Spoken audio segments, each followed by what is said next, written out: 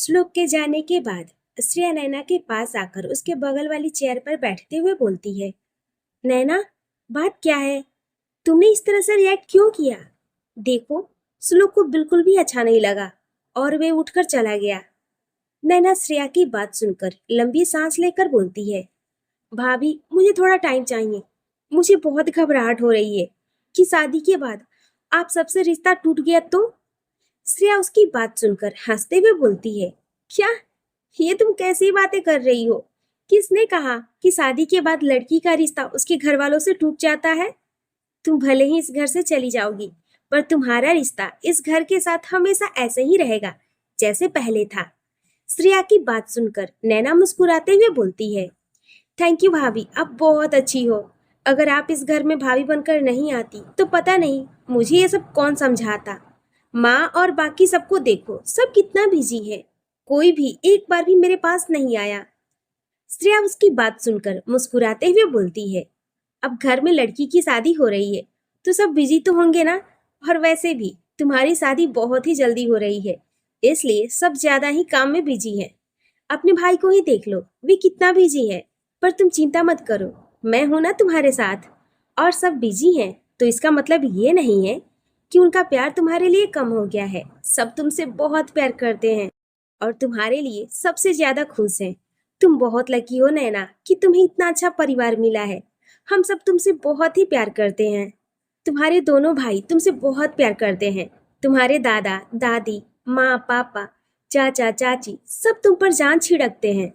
और तुमसे एक बात बोलूं, श्लोक दिल का बहुत ही अच्छा लड़का है। मैंने भी उससे बात किया था। वे सच में बहुत ही अच्छा है, इसलिए कभी भी उसे धोखा देने के बारे में मत सोचना। इतना बोलकर वे मुस्कुराकर वहां से चली जाती है। श्रेया के जाने के बाद नैना श्लोक की तरफ देखती है, जो अपने माँ पापा के साथ बैठकर उनसे बातें कर रहा था। यहाँ श्रेया किचन में आती है और फिर फ्रिज से ठंडा पानी निकालकर पीने लगती है। तभी उसे एहसास होता है कि जैसे उसे कोई देख रहा है। वे फिर पानी का बोतल वहीं रखकर जैसे ही पीछे पलटने जाती है, तभी रुद्र उसे बाहों में भर लेता है। रुद्र के अचानक गले लगने से श्रेया एक पल के लिए घबरा जाती है और फिर गुस्से में बोलती है। आपने तो मुझे डरा दिया था। रुद्र मुस्कुराकर प्यार से उसे अपनी तरफ पलटकर उसके माथे पर किस करके बोलता है। इसमें डरने वाली क्या बात है? किसकी इतनी हिम्मत जो मेरी पत्नी को छू भी सके? तुम्हें छेड़ने का हक सिर्फ मुझे ही है, रुद्र सिंह को। श्रेया उसके बाहों में लगे हुए ही मुस्कुराकर बोलती है। अच्छा ठीक है, छोड़िए, मुझे जाने दीजिए। वैसे भी सारे मेहमान अभी तक गए नहीं हैं। रुद्र बोलता है। हाँ, पर सब बाहर गार्डन में हैं, तो किस बात की चिंता है? कोई नहीं आने वाला अंदर। इतना बोलकर वे अपने होठ उसके होठों के करीब लाने लगता है। तभी किसी के खांसने की आवाज सुनाई पड़ती है। खांसी की आवाज सुनकर श्रेया और रुद्र अलग हट जाते हैं और दरवाजे की तरफ देखते हैं। दरवाजे पर शान खड़ा था, जो उन दोनों को देखकर मुस्कुरा रहा था। रुद्र शान को घूरकर देखने लगता है। शान मुस्कुराते हुए अंदर आकर बोलता है। सॉरी भैया भाभी, मैंने आप दोनों को डिस्टर्ब कर दिया ना। रुद्र उसका कान पकड़कर उसे दरवाजे के बाहर करते हुए बोलता है। जब पता है कि तूने डिस्टर्ब किया है, फिर भी अंदर घुसे चले आ रहा है, बाहर जा। शान रुद्र से अपना कान छुड़ाकर बोलता है। दादाजी आपको बुला रहे हैं। श्लोक जी और उनके माता पिता घर जाने वाले हैं, इसलिए दादाजी ने सबको बुलाया है। रुद्र उसकी बात सुनकर लंबी सांस लेकर बोलता है। ठीक है, तो चल हम आते हैं, अब जा यहाँ से। शान मुस्कुराकर श्रेया की तरफ देखता है और फिर सीटी बजाता हुआ वहां से चला जाता है। रुद्र उसके जाने के बाद गुस्से में बोलता है। देखा इसे, कबाब में हड्डी बनकर कैसे आ गया था। श्रेया उसकी बात सुनकर कुछ नहीं बोलती और वहां से जाने लगती है। तभी रुद्र पीछे से उसका हाथ पकड़कर उसे अपने करीब खींचकर बोलता है। तुम कहाँ जा रही हो? मैंने उसे भगाया और अब तुम भी जा रही हो। श्रेया रुद्र को देखते हुए बोलती है। आपने सुना नहीं कि शान भैया ने अभी क्या कहा? उन्होंने कहा कि दादाजी ने हम सबको बुलाया है, तो चलिए बाहर और अपना ये किस बाद में कीजिएगा। रुद्र बोलता है। ठीक है, चलो पहले सारे मेहमान चले जाएं, उसके बाद मैं तुम्हें खुद से दूर नहीं जाने दूंगा। इतना बोलकर वे श्रेया के कंधे पर अपना हाथ रखता है और फिर वे दोनों बाहर चले जाते हैं। रात का समय, सारे मेहमान जा चुके थे। रुद्र स्टडी रूम में था और एक फाइल पढ़ रहा था। वहीं उसके सामने शान मौजूद था। रुद्र उसे वे फाइल देते हुए बोलता है। शान, मैं चाहता हूँ कि तू भी अब अपनी जिम्मेदारी संभाल ले। तू ऑफिस नहीं आता है, कोई बात नहीं, पर तुझे भी तो तेरी जिम्मेदारी का एहसास होना चाहिए। ये ले, इस फाइल को देख। इसमें एक जमीन के बारे में पूरी डिटेल्स लिखी हुई है। मैं उस जमीन पर मॉल बनवाने का सोच रहा हूँ, पर मुझे टाइम ही नहीं मिल रहा है इस जमीन को देखने जाने के लिए। इसलिए मैं चाहता हूँ ये मॉल वाला काम तू संभाल ले। तू जा और जमीन देख, फिर मॉल का काम वहां स्टार्ट कर दे। शान बोलता है, ठीक है भैया, जैसा आप बोले। मैं कल सुबह ही निकल जाऊंगा। रुद्र बोलता है, नहीं, नैना की शादी हो जाने दे, उसके बाद जाना। फिलहाल नैना हमारे लिए ज्यादा इम्पोर्टेंट है। वे हमारी इकलौती बहन है, उसकी शादी में किसी भी चीज की कमी नहीं होनी चाहिए। शान मुस्कुराकर बोलता है, भैया कोई कमी नहीं होगी। ऐसी शादी होगी हमारी बहन की कि पूरा शहर देखता रह जाएगा। रुद्र मुस्कुराकर अपना सिर हाँ में हिला देता है। दोनों भाई कुछ देर तक ऐसी ही बातें करते रहे। उसके बाद शान अपने कमरे में सोने चला जाता है। रुद्र भी अपने कमरे में आता है, पर वे हैरान हो जाता है क्योंकि कमरे का दरवाजा अंदर से लॉक था। रुद्र ये देखकर दरवाजा खटखटाते हुए बोलता है, श्रेया, तुमने दरवाजा क्यों लॉक किया है? उसने अभी यही बोला ही था, तभी दरवाजा खुल जाता है। रुद्र अंदर जाता है। अंदर अंधेरा था। रुद्र फिर श्रेया को आवाज लगाता है। तभी उसके कानों में पायल की आवाज सुनाई पड़ती है। रुद्र आवाज सुनकर अपने सामने देखता है। श्रेया उसके सामने नजर झुकाए हुए खड़ी थी। उसके बाल खुले हुए थे और उसने सिर्फ रुद्र का ही शर्ट पहना हुआ था, जिसमें वे बहुत ही ज्यादा प्यारी और खूबसूरत लग रही थी। रुद्र उसे देखकर मुस्कुरा देता है और फिर जल्दी से कमरे का दरवाजा बंद करके उसके करीब आ जाता है। श्रेया मुस्कुराकर उसे देखने लगती है। रुद्र भी उसे ऊपर से नीचे देखते हुए बोलता है, श्रेया, ये सब क्या है? तुमने मेरी शर्ट क्यों? वे अभी इतना ही बोला था, तभी श्रेया उसके होठों पर अपने होठ रख देती है, जिससे रुद्र की बात उसके होठों में ही जाकर रुक जाती है। श्रेया फिर उसके होठों पर किस करने लगती है। श्रेया का अचानक किस करने से रुद्र तो पहले हैरान हो जाता है, पर फिर बाद में वे भी उसके कमर को अपने हाथों से पकड़कर उसे अपने करीब खींच लेता है और वे भी अब उसे डीपली किस करने लगता है। कुछ देर के बाद जब श्रेया को सांस लेने में दिक्कत होने लगती है, तो रुद्र उसके होठों से अलग होता है। श्रेया लंबी सांसें ले रही थी। रुद्र फिर उसकी गर्दन पर अपने होठ रखकर किस करने लगता है। श्रेया अपनी आंखें बंद कर लेती है। कुछ देर के बाद रुद्र उसे अपनी गोद में उठाकर बिस्तर पर लेटा देता है और फिर वे उसके ऊपर आ जाता है। दोनों कुछ देर के बाद एक दूसरे के प्यार की गहराई में डूबने लगते हैं। सुबह का समय। शाम सुबह जल्दी ही जमीन देखने के लिए निकल गया था। वहीं घर में हल्दी की रस्म शुरू हो गई थी। नैना को बाहर गार्डन में लगे गद्दी पर बैठाया गया था। सारे रिश्तेदार और मेहमान बाहर मौजूद थे। श्रेया भी कुछ देर में हल्दी की थाल लेकर बाहर आती है। सभी लोग बारी बारी से नैना को हल्दी लगाने लगते हैं। रुद्र मुस्कुराकर नैना को ही देख रहा था। वहीं उसकी आंखों में हल्की सी नमी थी। कुछ देर के बाद श्रेया उसके बगल में आकर खड़ी हो जाती है। रुद्र की आंखों में नमी देखकर वे उसका हाथ थामकर प्यार से बोलती है, क्या हुआ रुद्र जी? रुद्र बोलता है, मेरी बहन इतनी जल्दी बड़ी हो गई और वे अब शादी करके चली जाएगी, यही सोचकर आंखें भर आई। श्रेया बोलती है, एक ना एक दिन तो जाना ही था नैना को, और आपको तो खुश होना चाहिए कि नैना को इतना अच्छा लड़का मिला है। श्लोक बहुत ही अच्छा लड़का है। नैना उसके साथ पूरी जिंदगी खुश रहेगी। रुद्र बोलता है, जानता हूँ कि श्लोक बहुत ही अच्छा लड़का है, पर बहन की जुदाई एक भाई अच्छे से समझ सकता है। कितनी जल्दी दिन बीत गया। मुझे आज भी वे दिन याद है जब नैना पैदा हुई थी। तब मैं और शान कितने खुश थे जब पापा ने हमें बताया था कि हमारी छोटी बहन आई है। हम दोनों ने तो पूरा घर सर पर उठा लिया था नैना के स्वागत के लिए। फिर माँ जब उसे हॉस्पिटल से लेकर आई थी, तो हम दोनों तो नैना को एक पल के लिए भी अकेला नहीं छोड़ते थे। और आज देखो, हम मेरी बहन शादी करके इस घर को छोड़कर चली जाएगी। ये सोचकर तो रोना आ रहा है मुझे।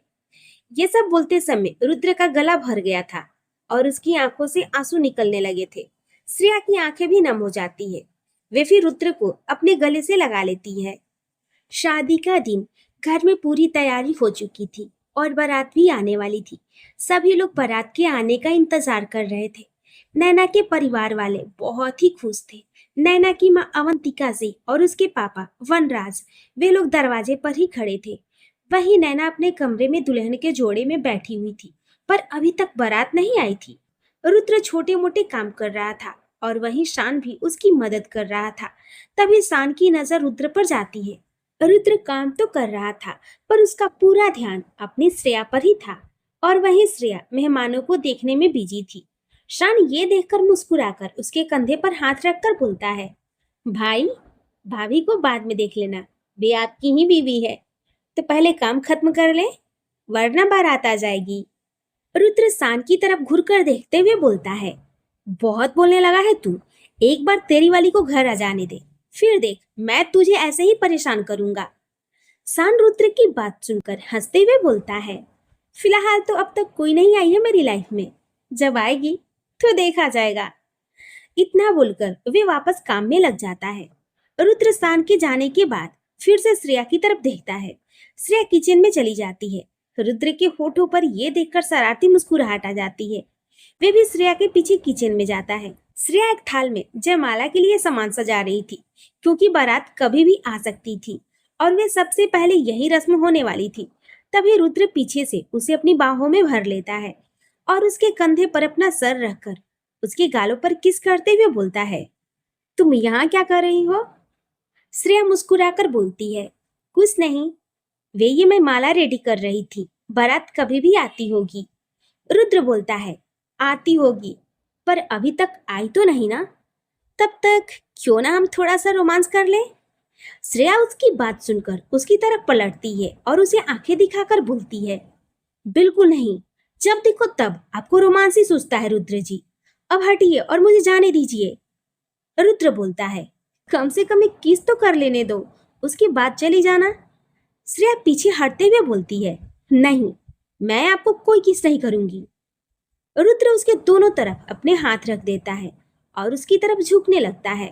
श्रेया की पीठ प्लेटफॉर्म पर टिकी हुई थी, वे भी पीछे की तरफ झुकने लगती है।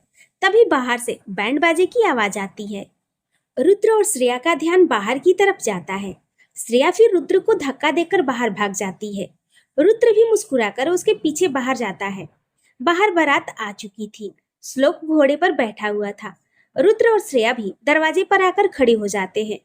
रुद्र फिर धीरे से श्रेया का हाथ पकड़ लेता है और बारातियों की तरफ देखने लगता है। कुछ देर में सारे बाराती दरवाजे पर आकर खड़े हो जाते हैं। अवंतिका जी श्लोक की आरती करती हैं। सारे बारातियों का धूमधाम से स्वागत किया जाता है। श्लोक दूल्हे के कपड़े में बहुत ही ज्यादा हैंडसम लग रहा था। कुछ देर के बाद सारे बाराती अंदर आते हैं।